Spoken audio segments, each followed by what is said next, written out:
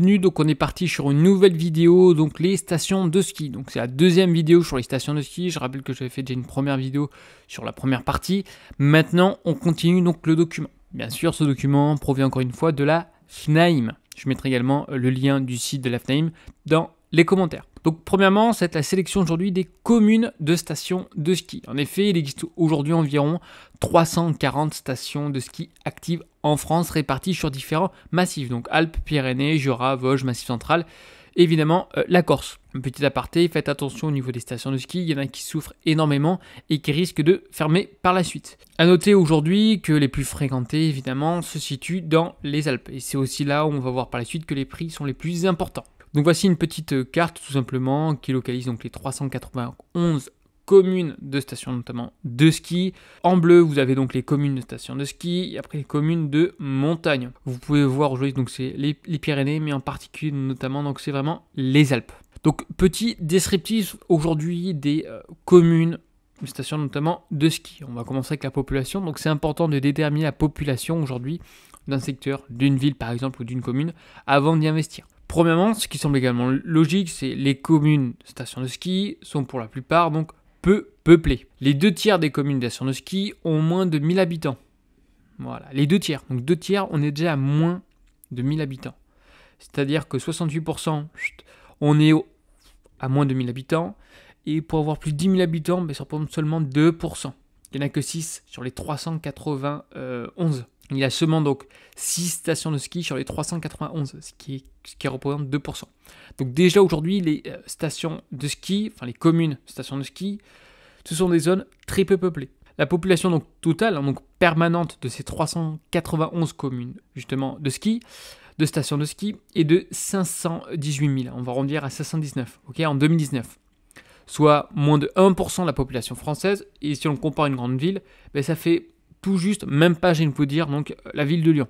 Donc on est vraiment aujourd'hui sur des marchés de niche vraiment assez ciblés. On a quand même une légère progression, donc on est à plus 5,2% de 2010 à 2019. À mon avis aujourd'hui on a peut-être augmenté avec l'effet Covid, l'effet télétravail. Si on compare cette progression, donc elle a augmenté, contrairement aujourd'hui à la France entière où on est à plus 3,7. Deuxièmement, maintenant on va comparer aujourd'hui le parc de logement. Donc ce que vous pouvez voir au cours du temps, l'étude de marché, c'est ce qu'il faut faire également dans chaque ville où vous souhaitez aujourd'hui investir. Donc je reprends, ce qui est important, ça va être déterminer donc la zone en question que vous souhaitez investir. Donc là, dans ce cas-là, ce sont des communes stations de ski. Deuxièmement, ça va être justement un petit peu analyser la population. Là, on peut rentrer davantage dans le détail, donc les classes sociales, le taux de chômage, ainsi de suite. Mais voilà, population. Troisième point, ça va être la 2.2, c'est le parc de logement. Ces communes de stations de ski donc, concentrent environ 700 000 donc, logements, soit un peu plus d'un logement par habitant, donc on a 1,9. Donc ça t'explique comment, le pourquoi du comment, parce qu'on a beaucoup de résidences secondaires. Le parc des communes stations de ski est composé de 60% de résidences secondaires, j'arrondis, contre 10% de résidences secondaires dans l'ensemble du parc français. Évidemment, là on est sur un spot, j'ai envie de vous dire, plutôt réservé notamment pour les vacances, vacances de Noël évidemment. On retrouve à peu près le même principe aujourd'hui sur les villes balnéaires. Mais bon, pas toutes. A noter que ces 44%, donc des résidences secondaires, sont situées sur des communes, donc stations de ski ou des stations balnéaires qui ne représentent que 4% de la population française. Le parc des logements vacants est faible dans ces communes, donc 5% contre 8% à l'échelle nationale. Évidemment, pourquoi ? Parce que bon, ça rapporte. On a un petit appartement soit aujourd'hui dans des stations donc, de ski, comme on l'a vu, ou des stations balnéaires. Bon, on le loue dans le fameux Airbnb, en respectant évidemment les règles, puisqu'aujourd'hui c'est de plus en plus encadré, mais il y a quand même quelques petits biais à prendre. Allez, petite comparaison, donc RP on a 36%, résidence secondaire donc on a environ à 60%, logement vacant 5%. Petite comparaison avec donc, la France entière, 83% c'est la RP, 10% c'est la résidence secondaire et 8% de logement vacant. Si on rentre un peu plus dans le détail, donc on a 64% qui sont des appartements et 36% qui sont des maisons. Pour rappel, aujourd'hui, donc le parc français est composé à 55% de maisons et 44% d'appartements.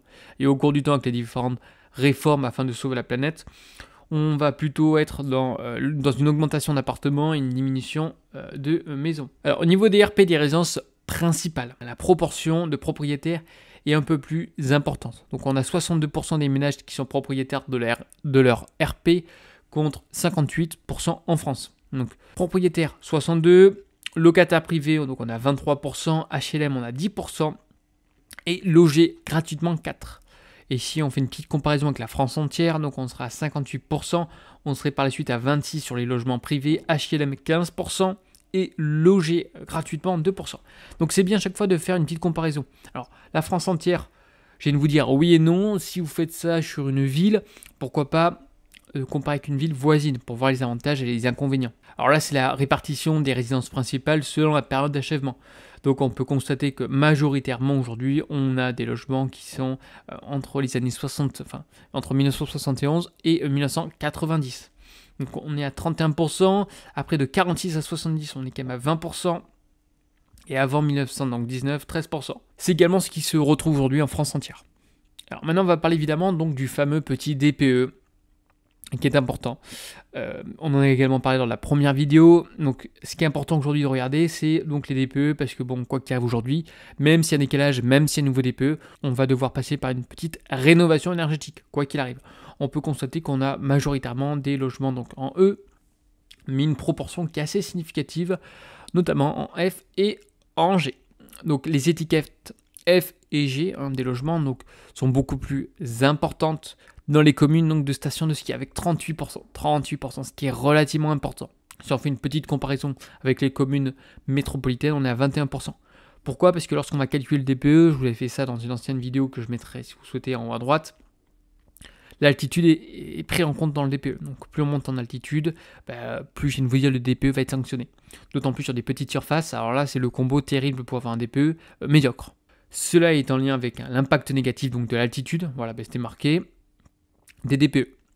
Autre élément important, c'est que la part des étiquettes, donc E, est très importante, signifie que l'interdiction de louer en 2034 concerne potentiellement les 3/4 des logements dans les communes de stations de ski. Alors, est-ce qu'il y aura une interdiction de louer ? Non, il y aura toujours, on va dire, il y aura toujours une solution. C'est-à-dire que si on met tout en œuvre vraiment pour rénover, que malheureusement on ne peut rénover, on pourra le louer. Aujourd'hui, il existe, vous pouvez quand même vous renseigner, je ferai peut-être une vidéo à ce sujet, mais des différentes, alors je ne vais pas dire méthodes, pas astuces, mais les moyens qui sont mis en place, si vraiment aujourd'hui on ne peut pas rénover son bien, on pourra quand même le louer par la suite. Le premier temps, c'est que moi quand je vois ça, je viens de vous dire le coût. Déjà qu'on manque aujourd'hui d'artisans, il faut qu'aujourd'hui les prestataires soient RGE pour avoir toutes les primes, donc c'est reconnu garant de l'environnement. Deuxièmement, il faut que ce soit la résidence principale, il faut un certain taux de résidence principale pour pouvoir bénéficier des aides. Or, on se rappelle, là dans les communes de stations de ski, on a énormément donc, de résidences secondaires. Voilà, on a énormément de résidences secondaires, on a plus de la moitié, c'est la résidence secondaire. Donc il y a de nombreuses aides où les copropriétés ne vont pas être éligibles. Par conséquent, si vraiment aujourd'hui on respecte le calendrier, ça risque de faire mal. Alors, certaines personnes vont me dire oui, mais il y a le Airbnb, pour l'instant le DPE, le machin. Forcément aujourd'hui après la suite, le Airbnb, on va demander d'avoir aujourd'hui un logement décent avec des normes aujourd'hui énergétiques. Ça viendra, c'est sûr. Donc écoutez, à suivre. Par contre, gardez ça dans votre petite tête, je viens de vous dire, c'est que faites attention aujourd'hui sur les travaux de rénovation. C'est très beau les stations de ski, j'adore skier, on est bien d'accord. Par contre, pensez bien qu'il y aura des travaux à réaliser, notamment sur les passoires énergétiques F et G. Les ventes de logements donc dans les communes de stations de ski. Donc sur les 12 derniers mois, donc, on est à peu près donc, à 22 000 ventes qui ont été enregistrées. Donc ça c'est entre 2021 et 2022. Aujourd'hui en 2023, vous doutez bien que ça a quand même chuté. Contre 17 000 donc entre 2020 et 2021. Bon, c'est des estimations de la FNAE, mais voilà, ça donne vraiment... Allez, maintenant on va voir donc le top 20 des communes stations de ski selon les ventes. Donc je vous laisse regarder, on va pas tous les faire sinon il y en a pour trop longtemps, mais regardez bien donc le parc de logement, le volume, ça c'est important, le volume si vous souhaitez vendre par la suite, les appartements et évidemment les maisons. Allez, quatrième point maintenant, c'est les prix. Donc les prix des logements dans les communes donc, de stations de ski. Donc le niveau des prix, donc les prix des logements est en moyenne donc plus élevé dans les communes de stations de ski. Donc on sera aux alentours donc, de 3 000 € du mètre carré. À ce jour, donc c'était en 2022, au cours du temps en 2023, je vous assure, ça va baisser. Si on fait une petite comparaison en France, donc on a environ à 3 000 € du mètre carré. Ça s'explique dans un premier temps par le prix des maisons et qui est nettement plus élevé dans les communes de station de ski avec plus de 3005 euros du mètre carré, donc 3500 euros du mètre carré en moyenne contre 2400 euros, donc notamment en France. Alors évidemment, pourquoi en France? Qu'on va comparer avec des régions comme par exemple la Creuse. L'évolution sur un an pour l'ensemble des logements est plus élevée dans les communes de stations de ski. Donc on a pris, on va dire, 10% de 2021 à 2022 contre 6% donc en France sur la même période. Allez, petit tableau donc sur les prix moyens et d'évolution sur un an. Donc, malheureusement, on n'a pas les données sur plusieurs années, mais voilà, sur un an, ça peut vous donner un ordre d'idée. Sur les appartements, donc une augmentation donc, de 10%, maison à peu près, on est sur des chiffres vraiment avec une certaine corrélation, donc sur un ensemble on est environ à 10%, contrairement à la France entière, où évidemment les maisons, avec justement l'effet Covid, ainsi de suite, hein, vous connaissez la chanson, on a pris environ donc 8%. Allez, maintenant on va voir justement la tendance des prix donc depuis 2014. Donc ça c'est sympa, on remonte quasiment 10 ans en arrière. Les prix donc dans les stations de ski avaient très peu augmenté. Donc de janvier 2014 donc à juillet 2020, donc en 5 ans et demi, seulement 2,3%. Donc c'est vraiment rien du tout. On est bien d'accord. Par contre, ça, je veux dire, c'est la valeur vénale du bien. D'un côté, les personnes ont pu vraiment le louer. Donc chaque hiver à des prix relativement importants. Vous connaissez évidemment la chanson. En revanche, donc depuis la crise du Covid, les prix ont nettement augmenté, justement, et ont progressé depuis quasiment de 27% en 27 mois. Sur cette période, les prix ont donc en moyenne augmenté de 1% tous les mois. Au global, sur la période de 2014 à 2022, les prix vont augmenter donc de plus 29%. Donc c'est au même rythme que l'ensemble des communes françaises. Donc il n'y a rien non plus de foufou, mais il ne faut pas oublier qu'aujourd'hui, donc les stations de ski, les personnes qui louent ça l'hiver, excusez-moi, il y a également la part, on va dire, de rendement à prendre en compte. Pas forcément que la valeur vénale du bien. Allez, petit indice notamment sur une base 100 depuis 2014. Donc, France, l'ensemble. On peut voir que les prix ont fortement augmenté et les stations de ski ont généralement sous-performé depuis plusieurs années. Et là, je vais vous dire, avec l'effet Covid, c'est venu dépasser, on va dire, l'ensemble de la France. Autrement, de manière générale, ça a quand même souvent sous-performé la France entière. Alors si on va regarder un peu plus dans le détail, donc on va voir donc les stations de ski appartements et maisons et on va comparer également donc avec la France appartements et maisons. Et on va également comparer avec la France donc les appartements et les maisons. Qu'est-ce qu'on peut constater? C'est que les appartements au niveau de la France ont augmenté pendant une certaine période là, qui était relativement importante. Après c'est les maisons par la suite. Par contre, au niveau aujourd'hui des stations de ski, ce qui généralement surperforme largement, c'est les maisons. À part bien sûr dans certains endroits on peut voir juste ici ça sous-performe. Mais aujourd'hui par exemple, c'est les maisons qui surperforment. Donc encore une fois, c'est vrai que c'est pas évident à lire, je vais pas vous mentir, ça varie en fonction des périodes. Ceci étant, c'est que dites-vous qu'aujourd'hui notamment avec les appartements, vous êtes en copropriété. Une copropriété qui dit AG, qui dit derrière des rénovations, qui dit ravalement, qui dit d'un côté des copropriétaires et qui des fois on partage pas forcément les mêmes points de vue sur différents sujets.